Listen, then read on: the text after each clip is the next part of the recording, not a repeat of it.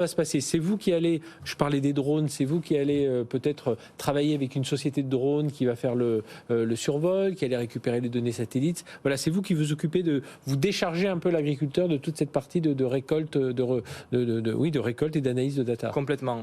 Abellio, c'est une solution clé en main. L'agriculteur, il commande un service et il reçoit un conseil.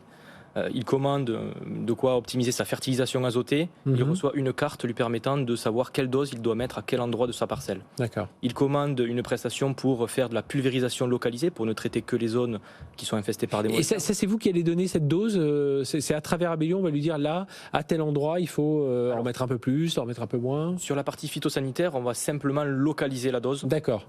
Pas donner un conseil en termes de dosage, ça c'est vraiment le travail de l'agriculteur et de sa connaissance terrain. Oui.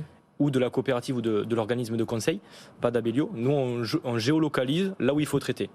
Sur la partie effectivement azote et engrais, là, l'objectif, ça va vraiment être de proposer une dose à appliquer, et donc la dose qui permettra de favoriser grandement le rendement.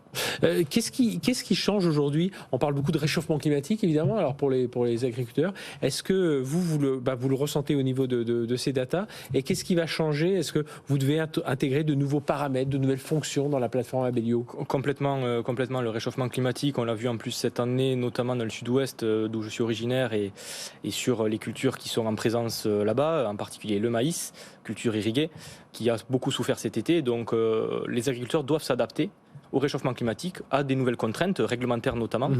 Et en particulier, cette année, Abellio intègre un nouvel outil de pilotage de l'irrigation qui tient à la fois compte des données satellitaires, météorologiques, autour d'une technologie qui s'appelle la fusion de données, qui est une forme avancée d'intelligence artificielle et qui nous permet aussi d'appréhender toutes les contraintes réglementaires. Donc ça fait beaucoup de paramètres à prendre en compte pour chaque parcelle. Un agriculteur, aujourd'hui, c'est compliqué pour lui de gérer tout ça. L'objectif d'Abellio, c'est on fait manger tout ça à une intelligence artificielle et on ressort quelque chose de clair.